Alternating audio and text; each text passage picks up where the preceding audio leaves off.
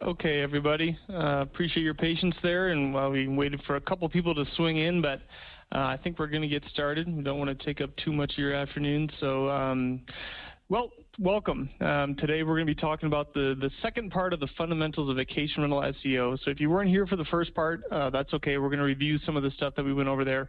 Won't spend a whole lot of time on it, but we do have that deck available, and I'm sure we have a recording of that as well, so that you can view that at your own leisure.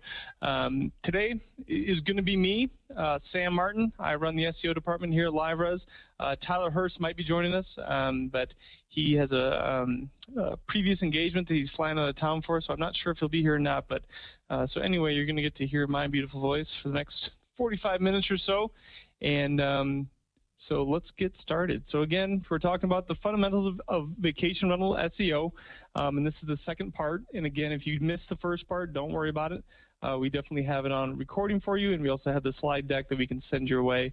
But again, we will, kind of review some of that stuff that we covered in the first one. So, no worries there. So, all right, let's get started.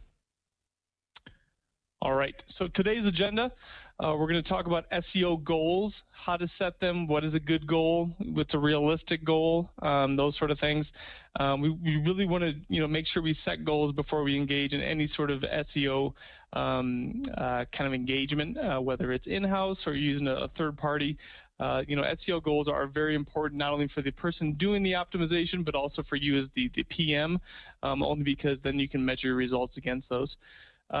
Second part here, we're going to review the fundamentals, which is kind of the first part of this whole presentation series. So we'll go over those again for the folks that weren't there, and just kind of a refresher for the ones that were there.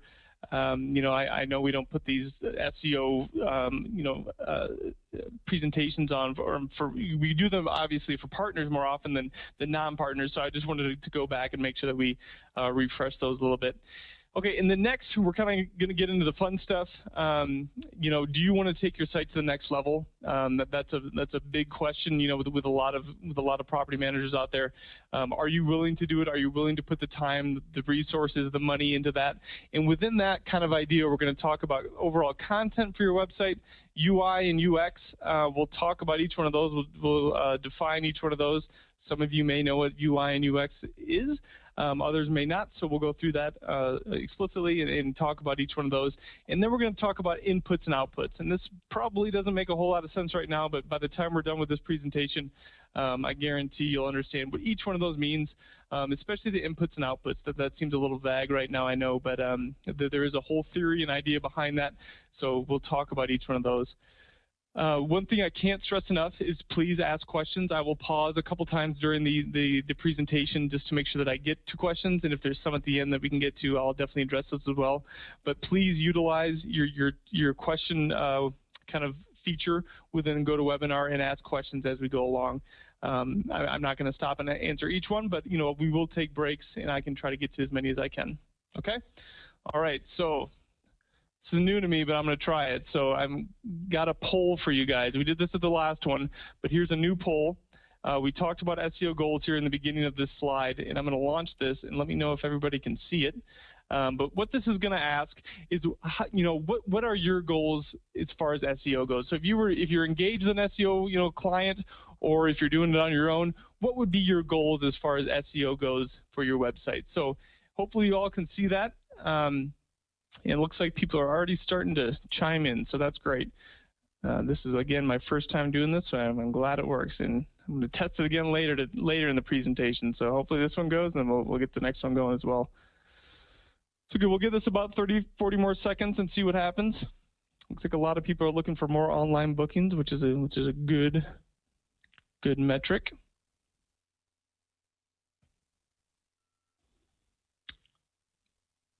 Okay, we've got about 63% of the people have voted out there, so we'll wait a little bit longer. Looks like more online bookings is still in the lead.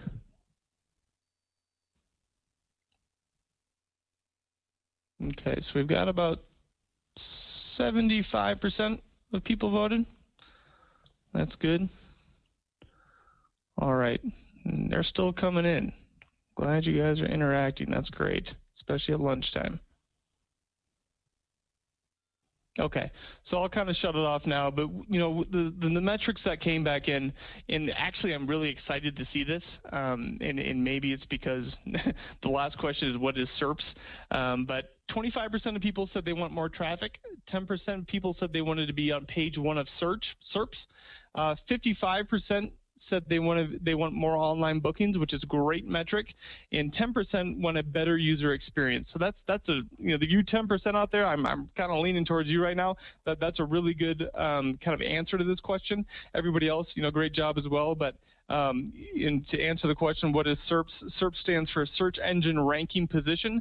So where you rank in Google. So I'm going to close this before everybody changes their answer if they didn't know what SERPs meant. But as far as ranking on the first page of Google, that's a goal of a lot of people, but that's kind of an effect of SEO more so than it is a goal. Okay, so let's move on. Thank you for interacting there. I appreciate it. So let's talk about goals. So before we get started on goals, we want to make sure that we're set up with 2 of the free tools offered by Google out there. The first being Google Analytics and Google Webmaster tools. Now, Analytics is a tool that will track not only the traffic but also the level of interaction, how much time they're spending, what pages they're visiting. So it's really, really good data to learn about your website and keep it kind of a pulse on what's going on within your website. Again, these are both free tools. Webmaster Tools is a little bit more technical. If you're not signed up with those and you need help with that, let us know. We're more than happy to help you. LiveRez integrates with both of these tools very easily. Webmaster Tools, again, very technical, going to give you more about the errors on your website to kind of keep a clean and healthy website, which is very important as well. But if you're going to do one over the other, I would definitely make sure that you're signed up with Analytics, as this is going to give you and keep a good pulse on what's going on here with the website, especially with where people are coming from. If you guys are out there paying for links from, say, the Chamber of Commerce, we want to kind of measure that result. So how many people are coming from the Chamber to your website? Analytics is going to be able to do that for you. Okay, so moving on with goals, I definitely recommend setting realistic goals. I can't stress enough how important goals are within an SEO campaign. So a couple examples here and a couple examples in that poll that I gave you. But do we want more organic traffic? So organic traffic meaning people typing in something into Google and clicking on your listing within the organic results. So this is not going to include the map section or pay-per-click. So if you're paying for a click, that's great. That's fine to do. But are you looking for more organic traffic? That's free traffic. That's a really good goal to set within your SEO campaign. Okay, so the next one, the golden term, page 1. Do you want to be on page 1? And it's okay to have that goal in the back of your mind. Again, ranking is sort of an effect of SEO. But think about too what sort of keywords you want to be on page 1 for. Not all the time, especially if we're in Orlando and we're maybe a 2-year-old site, we're just coming into the industry. Being on the first page for Orlando vacation rentals is not a realistic goal. But maybe you're in some of the sub-markets, like Windsor Hills or, whatever it's going to be down there. Those are realistic goals to start ranking for. And we do talk about Orlando market as being this overly competitive and tough market, but this goes for any market as well. Each one of your markets has its own complications and own competitiveness. And so even if you're in a smaller market, you have to start at a realistic level. So, think about those keywords that you want to rank for. We are seeing nowadays a lot of people searching for more long tail search phrases. And so when I say long tail, I mean, cabin rentals in Helen with a hot tub. And so with a hot tub, it adds on that long tail idea. And so those are very qualified keyword phrases in that, if I was a property manager and I wanted to, up my potential online bookings or conversions, those are the type of terms I would want to rank for rather than, cabin rentals in Helen, which is a very generic term, kind of the first iteration of what the person is looking for. So, it's, pay attention to what keywords you want to rank for and which ones you should rank for. This next section here, page 2. Page 2 is getting a lot of traction nowadays, guys. Even though it's not page 1, but, maybe we can start ranking okay for terms on page 2. That there is sort of a big hump to get from page 2 to page 1 from an SEO perspective. And so if you can get to page 2 for certain keywords, you will definitely see an increase in that organic traffic and then potentially more online bookings or just bookings in general. And so that leads us into obviously more web bookings. You know, obviously a web booking is a very cheap booking from a PM standpoint. You know, people definitely do want bookings overall. However, a web booking, if someone's online and they can go through that process very easily, very quickly, very seamlessly, we will see an increase in web bookings. And so if you want to start looking at getting more web bookings, you know, we really have to start optimizing for that, not only from a optimization standpoint, but, you know, also from within the website. And so we're going to talk about that a little bit here later in the presentation. Okay, so the last point here, know your audience and make a plan. We spent quite a bit of time on this in the first presentation, part one of this. Knowing your audience really referenced the fact of know what people are searching for. You know, if you're in the Pacific Northwest and you're not optimizing for the term lodging or pet friendly, then you're missing the boat. You know, if you're just going after vacation rentals is a very generic term that a lot of people take for granted. I think that, you know, there's a lot more terms out there that people use, and it really breaks down to where they're located. So I referenced Helen, Georgia. That's a big cabin area. So if you're not going after cabins, then you're missing the boat. You know, so there's certain terms within certain areas that we have to really look for, and so that does take some time in knowing your audience. And you know, if you want to, now I'll kind of segue here into you know, about the keywords that people actually look for. Google Analytics a couple of years ago took that view away from us, and so unfortunately we really have a hard time seeing what people are searching for unless you're, you know, involved with, you know, pay-per-click advertising. However, there is one tool out there that we referenced earlier, Webmaster tools. They will give you kind of an idea of what people are searching for and how many clicks you're getting for that term. And so if you want to kind of get an idea of what people are looking for within your area, make sure you're signed up for Webmaster tools, and or, you know, get involved with Google AdWords or pay-per-click, and you can definitely see what people are, you know, searching for out there. But knowing your audience is getting a little bit tougher, but there are still tools out there to try to find that stuff. Okay. This is the review part. So again, if you weren't in part one, we covered the basic fundamentals of SEO, and these are really on-site tactics. So when I say on-site tactics, I mean things that you can manipulate on your current website. The flip side being off-site. So that would be, you know, backlinking and strategies like that. So the first thing here we want to talk about is the meta title. Every one of your pages on your website has an area for a meta title, and you can see where I'm to the right there where it says impact SERPs and CTR. So that the meta title translates into Google search results as the link that you click on when you search for something. Okay, so this, as I say, impacts not only the search engine ranking of your website, but it also you know, increases the CTR or the click-through rate. So, you know, if you're a property manager, and this is typically what I see with a lot of new property managers, is they put their company name within their homepage meta title, and that's it. Or they say homepage, you know, and that's it. So a meta title is a very, very important real estate as far as SEO goes.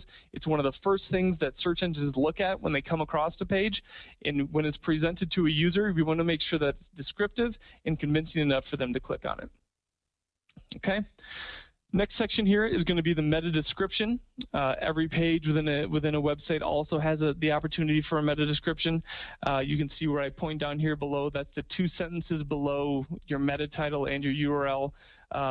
This has very little, if any, impact on where you rank in Google. However, it can dramatically increase the number of clicks that you get from a search.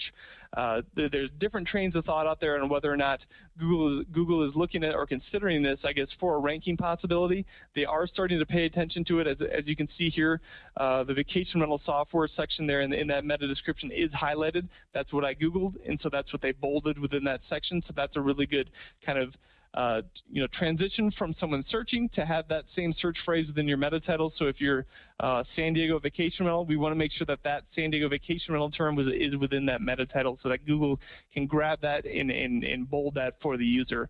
Again, increasing the click-through rate possibilities there. So again, a well-crafted, you know, meta description can really, really increase the number of people that click on you. I haven't seen it honestly impact where I rank in Google, but you know, even if I'm not on page 1, or even if I'm not number 1 on page 1, if I'm number 5, a well-crafted meta description can really, really dramatically increase the number of people that click on you above and beyond the people above or below you. Okay, so pay attention to that, especially on the home page. I did say that every page on your website has the opportunity for one. Some pages on a vacation rental website we don't necessarily want to rank or need to rank, and so there are pages that I will leave blank. However, the home page, priority one, make sure you have a well-crafted meta title and a meta description, because each one of those is going to increase your click-through rate, and then the meta title again is going to increase your ranking position within Google. Okay, more review. Talking about heading tags here, H1, H2, H3, all the way down to H6, H7. You can kind of run the gamut there.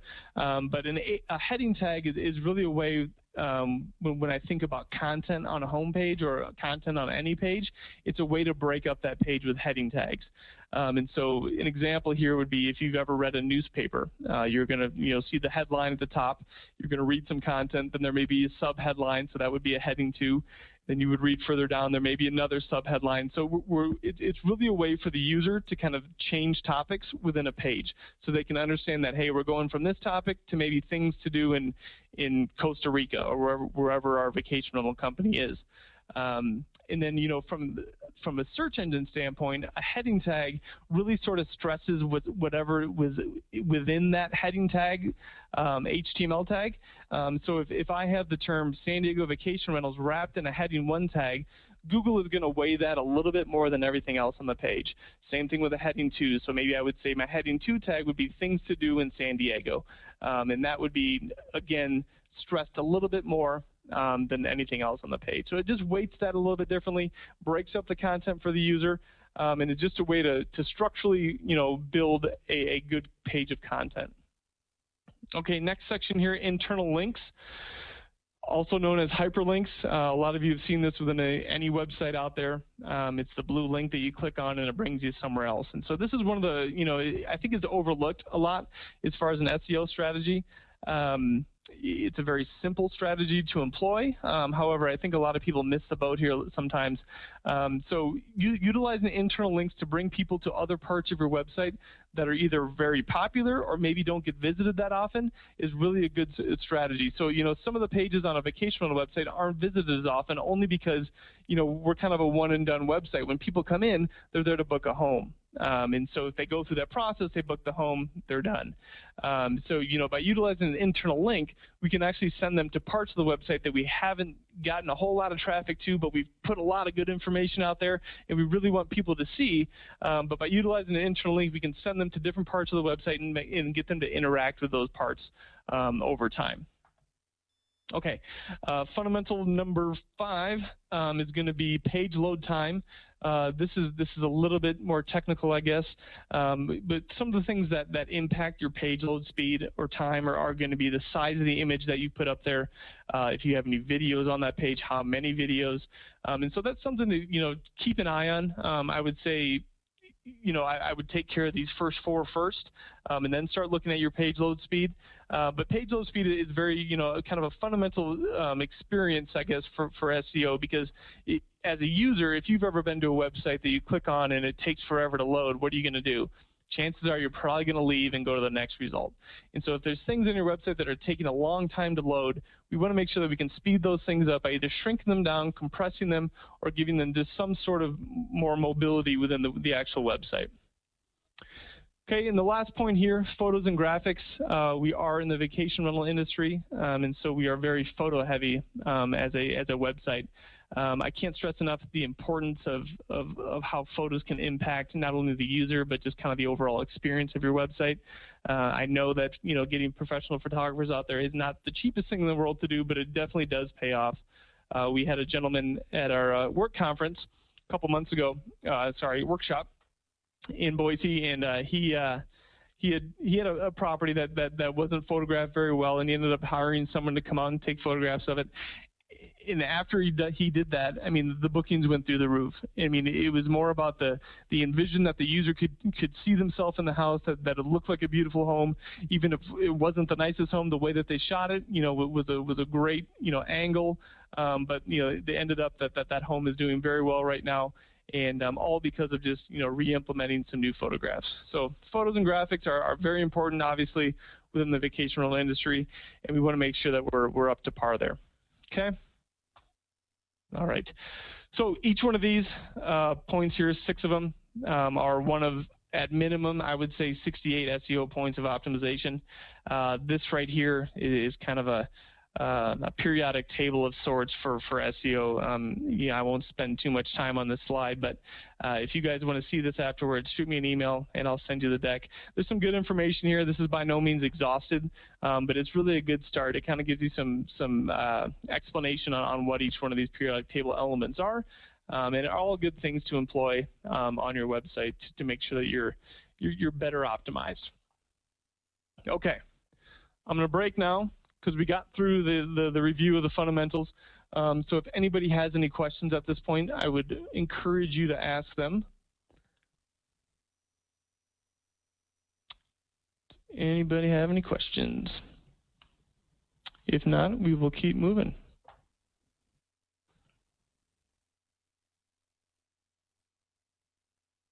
Okay. Let's move on then. So now to the fun part. So we got done with the review. So you know the question now is, do you want to? Are you willing to take your site to the next level?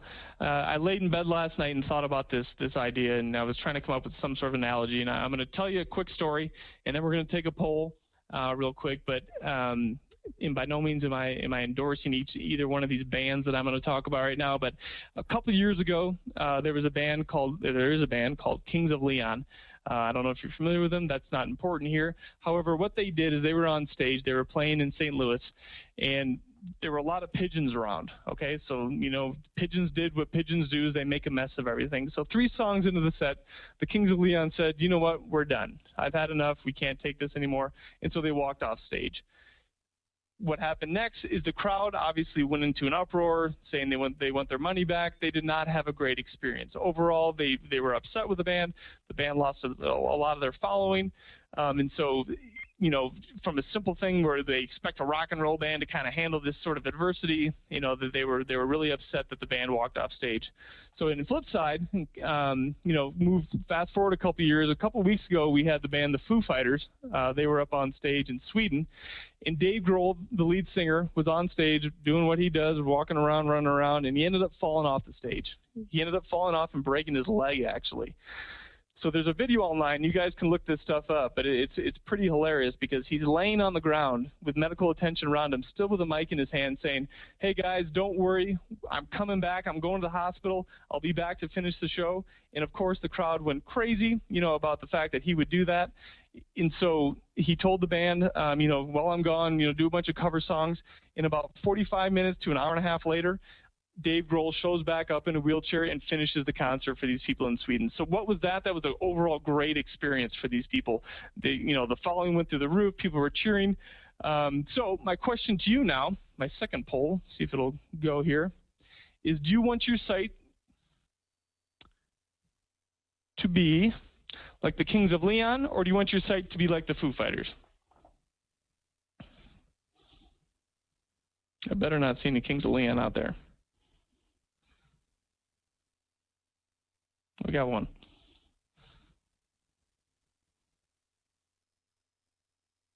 So great.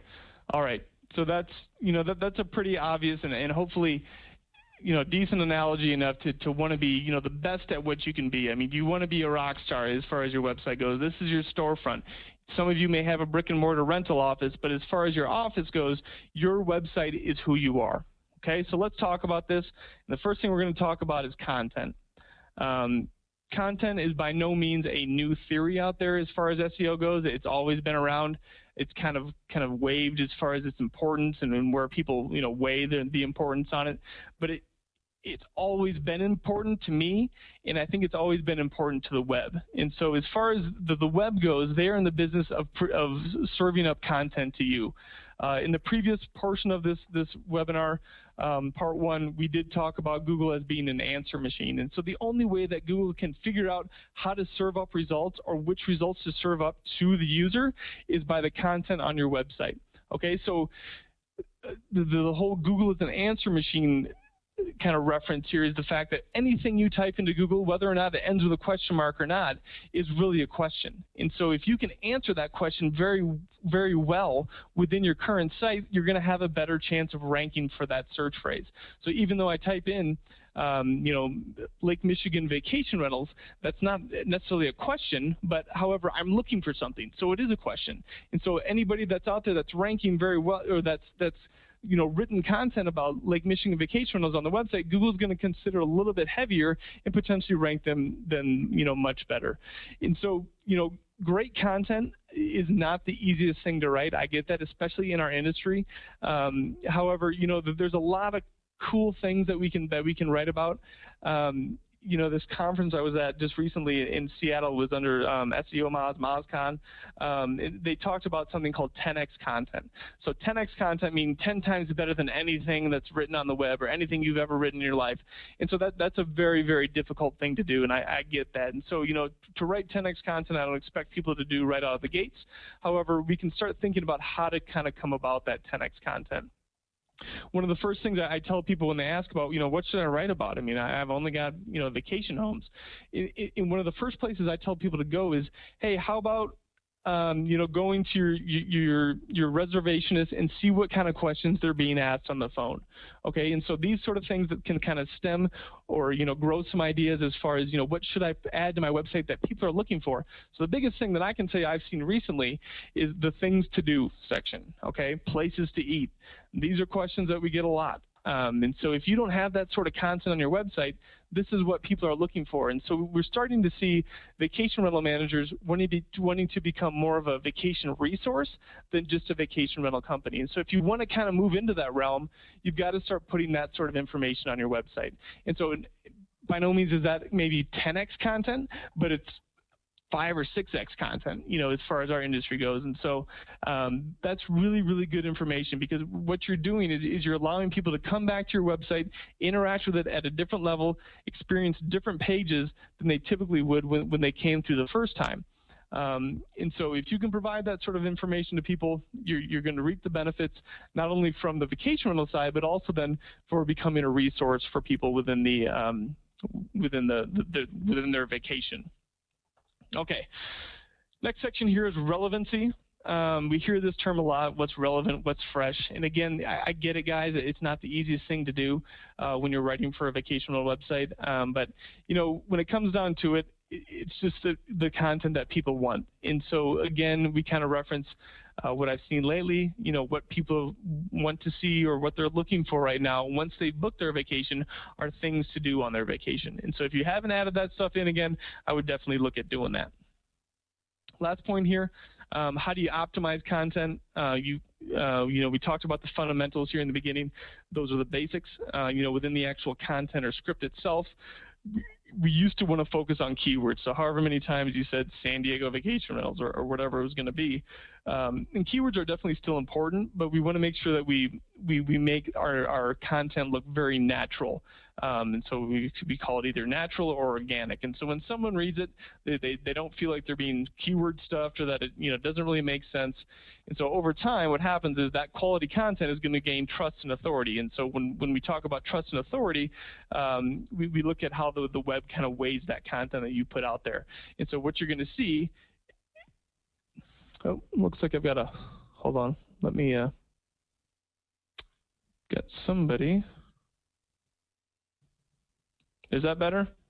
I must have left the poll up there, so I apologize about that, Danielle. Okay, perfect. Sorry about that. Okay, so we were talking about optimizing content, the trust and the authority. So, you know, over time, if we push out good quality content, we're going to start gaining trust, and we're going to start gaining some backlinks or other people linking to us because we are an authority within that subject. So again, you know, whether it's someone linking to you for the vacation rental experience or extra content being things to do in the area, you can really be a resource in an authoritative position within that area. You guys live in the markets. Most of you live in the markets, I guess, that you work in, and so you know you have a wealth of knowledge in your head. And I know you're busy, and so it's hard to kind of brain dump that down onto a computer screen some days. But you know, you also have a lot of people that work with you, so. make sure you get that content out there, and you'll definitely reap the benefits for it. Okay, I'm going to stop real quick. I've got some questions rolling in. Susan asks, can you explain the acronym SERP again? So SERP stands for Search Engine Ranking Position. In layman's terms, that means where you rank in Google. So on average, we think about maybe 10 results per page. There's going to be the maps now, so we're increasing to about 15 to 16. Then there's a whole bunch of other boxes that they're throwing in there nowadays. But so search engine, that's correct. So Robert said search engine results page. It's kind of he said, she said sort of thing there. So search engine results position or search page is fine, whichever way you want. I look at it as search engine results page. All right, let's see what other questions I have real quick. Yes, you guys can definitely get a copy of this material. I will definitely send it out afterwards. We'll put it on our dashboard as well for LiveRez partners. So Lee has a question about internal links. Lee, that's a very big topic. I've done presentations on that in the past. So an internal link, again, is going to be a way to link someone internally to your website.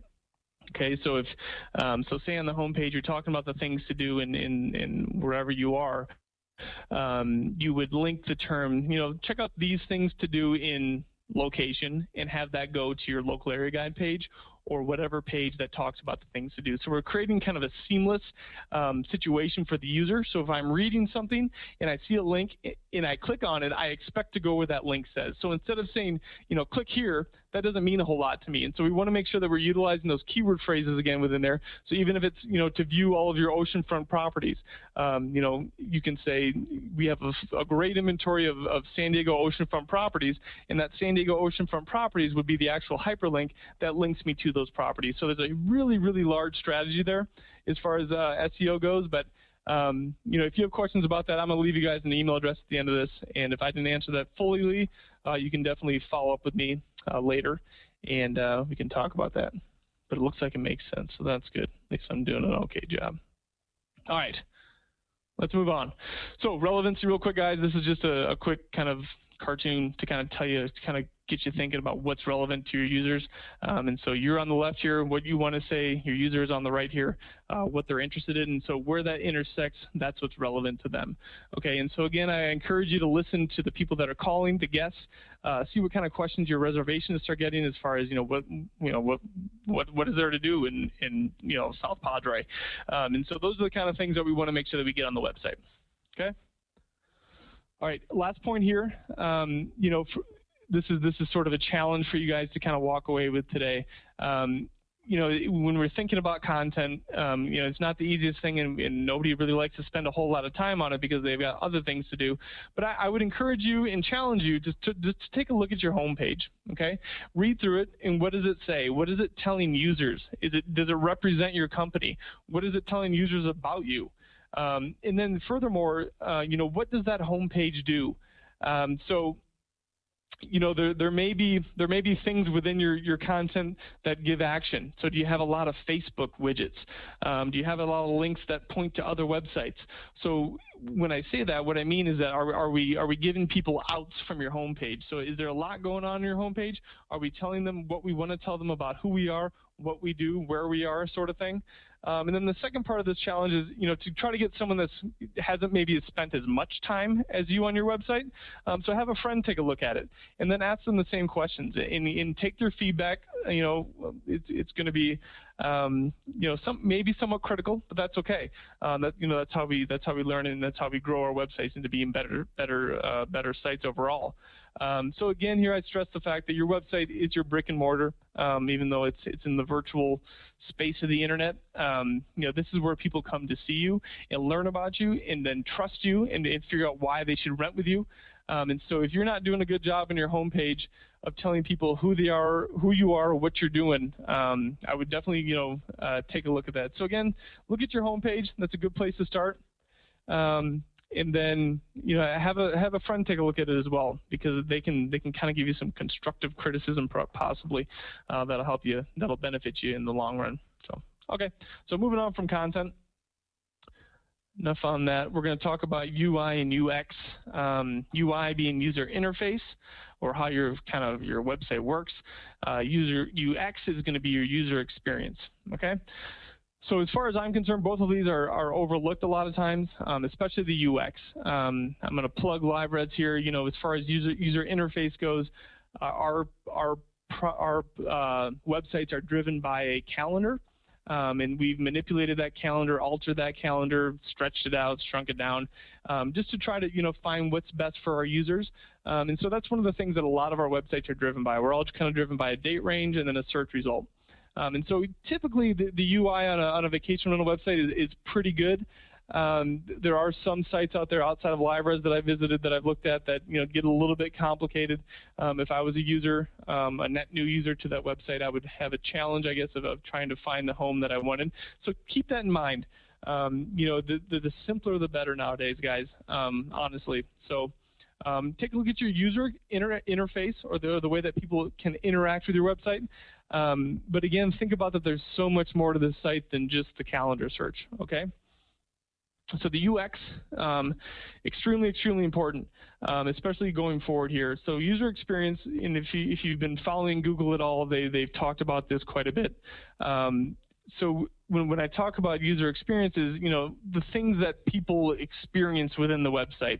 So you're giving them things to do. Do those certain things, those actions on your website make sense? Do they make sense to the user, or do they make sense to you? So sometimes, I work with a fairly large partner on the West Coast that had something on their website that they said was, he said, I left it there because my reservationists like it. And I said, well, maybe that's not the best idea, because if your reservationists like it, what does that mean to the user? Does that make sense to the user?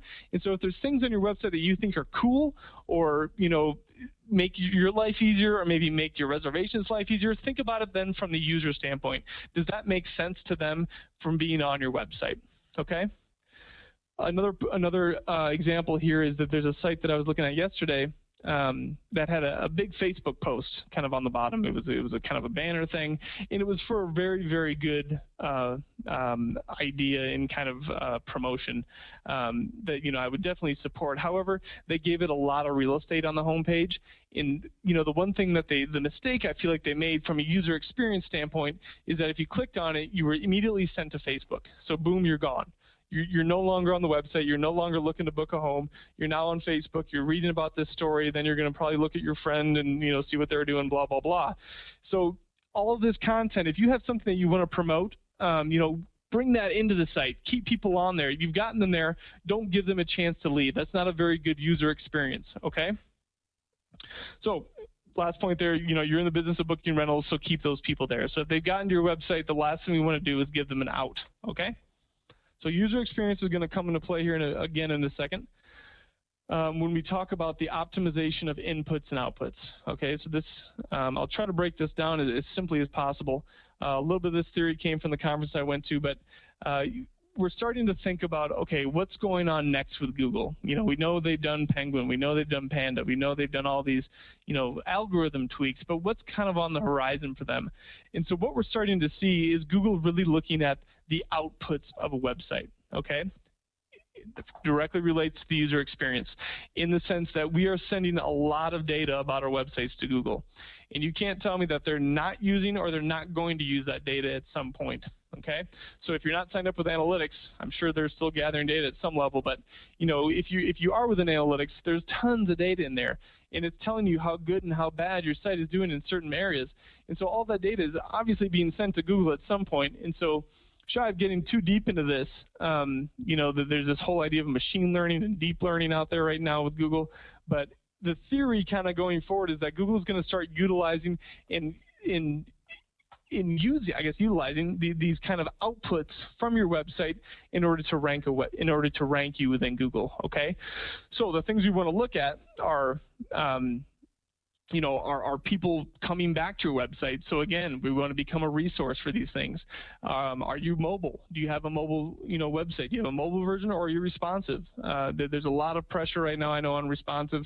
Google said that, yes, it is their preferred way of building a website. However, it's not going to give you any dramatic or any increase in ranking at all just because you are responsive. However, responsive designs were built for the user. And so the reason why the responsive design came out is because they wanted people to have a great user experience. So again, we're looking at the outputs of a website in relation to the inputs. So the inputs here, guys, again, sorry, I'll back up a quick second, are those fundamentals we talked about in the beginning. So your website can't survive without them, so don't give up on those. Don't strictly focus on the outputs, but we need to have the inputs before we can have the outputs, okay? So a positive experience, a good relationship with a website from a user standpoint, it's kind of looking that, you know, Google's going to lean that way in the future. So, you know, I'm not saying this is going to happen next week, but very well could happen within the near future, okay? So UX, start thinking about optimizing for outputs. And, you know, the best way to do that is, again, to create engaging content, get people back to your site, make them interact with you, you know, and really kind of up those metrics as far as time on site, you know, returning visitor, keep a bounce rate sub 40% if you can, and, you know, you'll definitely, you know, reap the benefits of that. I mean, the more people interact with the website, typically the better we see that site rank overall. Okay, that's a lot of information. I'm going to break real quick and see if there's any questions.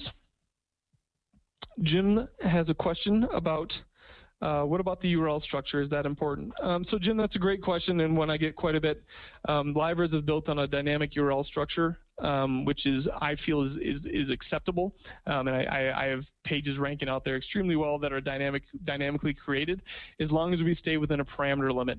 So Google has come out and said that they've gotten a lot better at understanding the dynamic URL structure. However, there is some argument still for that, you know, keyword-rich URL structure, which we can do at LiveRez as well for static pages. However, with all the data that we have out there on our properties, it's a much more streamlined and effective way to kind of use a dynamic URL. And so by no means do I have any difficulty ranking a dynamic URL. It's just through the optimization of that page. And Susan, great question there. Essentially, output is what Google is taking from your site. So that's correct. So it's the metrics. It's the stuff that you're sending to Google, with or without you knowing it. You know, whatever you see when you log into Google Analytics, we have to assume that Google can see that as well. And so, you know, I just can't imagine that over the next several years that with all the influx of web activity, I mean, we're getting billions and billions of pages out there, that they're not going to start looking at that data. It is available to them, and so, something just to consider going forward. By no means, you know, have to worry about it today, but into the future with Google, I honestly feel like that could be definitely a ranking factor.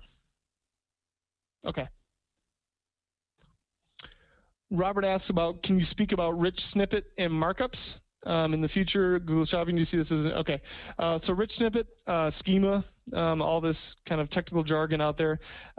You know, I do feel like it's becoming important, especially within the review realm.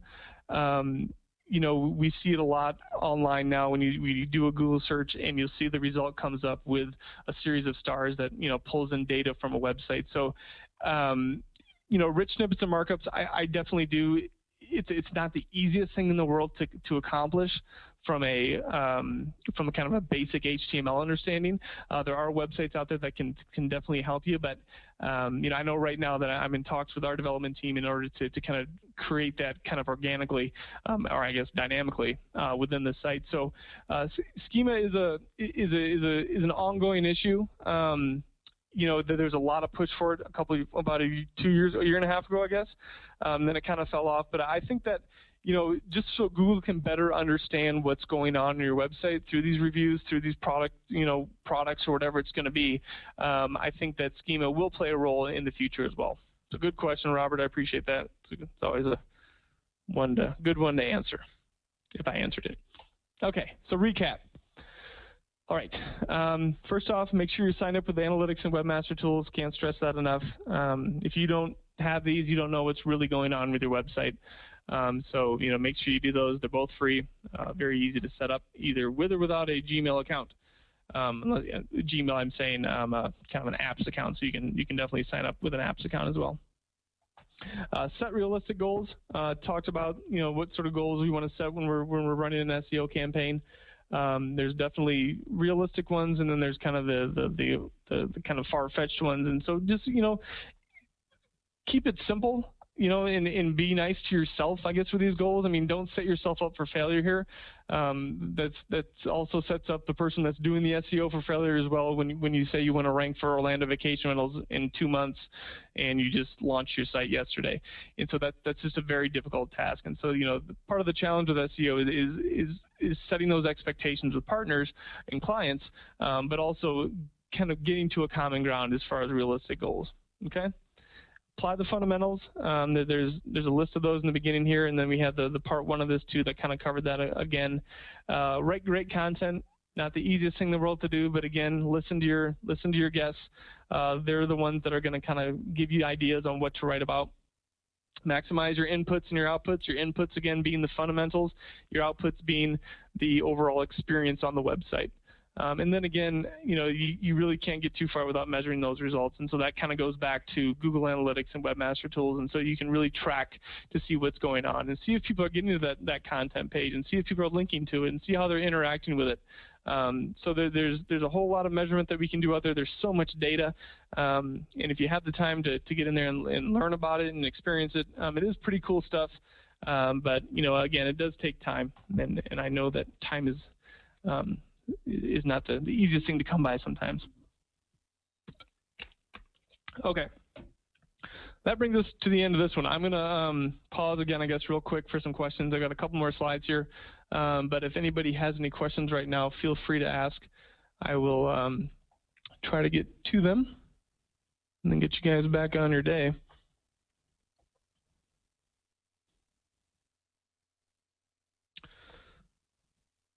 Okay, so it's kind of quiet. So I realize that we have some LiveRez partners out there and some non-LiveRez partners out there, but I'm going to talk a little bit about, real quick, our 2015 Partner Conference. This is our second one. This year is going to be in beautiful Sun Valley, Idaho, in October 19 to 23. If you're not a partner with LiveRez and you're thinking about coming over, or if you're a partner with LiveRez and you haven't considered coming yet, I can't recommend enough, coming to this. It was a great experience last year. One of the best things, I think, coming out of it was the networking possibilities that each one of our partners had with each other. The round tables where people could sit down and talk about things were a really good experience. Okay, now I'm going to pause real quick. I got a couple more questions in because we have a little bit of time. So we have a question: how long does it take to rank a new site? That's a good question. It's a big question. It really depends on the market. Kind of what you're working with as far as content. There's sites out there that I've worked with that I've ranked within 6 months. But that really depends on the market size, the competition level within that market.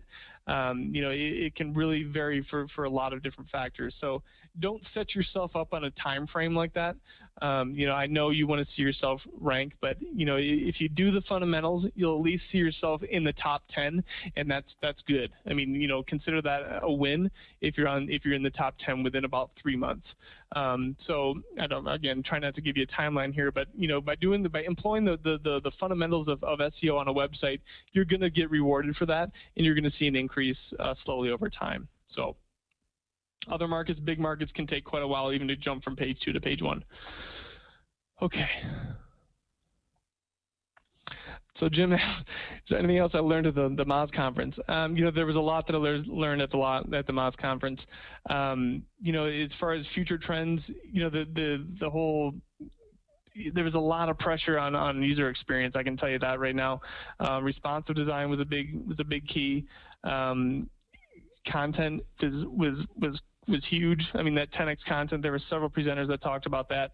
Social media, it was always a keyword at the conference. Whether or not Google uses that as a ranking factor, everyone there leaned towards no, and I'm in agreement with them. However, the way that we can look at social media is perhaps through the organic traffic, and so if we're getting not necessarily viral content out there, we're getting more people to see it, and so again we're interacting with our outputs, and so if people are visiting your website, whether it's from Google or a social media starting point, all those outputs are going to be integrated into your website, and so we can look at that as far as maximizing the outputs for your website. So good question, Jim. If you have the time next year to go to the MozCon, is definitely a great experience. Then I've got some questions from Jan out there that are a little bit more for my support team. So Jan, I would encourage you to kind of copy and paste those and do an email to support@liverez.com, and we'll get those from you. Okay. All right. Last slide here, guys. Then I'll let you get on your day. Tyler couldn't join us today. He is our fearless leader in the sales department, but he'll be doing a webinar coming up on August 19th at 12 p.m. I'm sorry, 2 p.m. Eastern. That's right, 12 p.m. Mountain Standard. So 2 p.m. Eastern Standard, 5 ways to increase revenue on each booking. Sounds like a good one. I won't be there for that one, but I appreciate you all being here for this one. So if anybody doesn't have any questions left over, we can sign off here. And I, again, appreciate your time. That's a lot of information I covered. And so if you want the slide deck, go ahead and email me at SEO@liverez.com. I'll shoot you off a copy of this, and you can review it at your own leisure. And if you have any questions, feel free to email that as well. Okay? So I'll wait just a couple seconds to see if there's any more questions, but otherwise, if I don't talk to you again, have a great day, everyone, and hopefully we'll see you in October.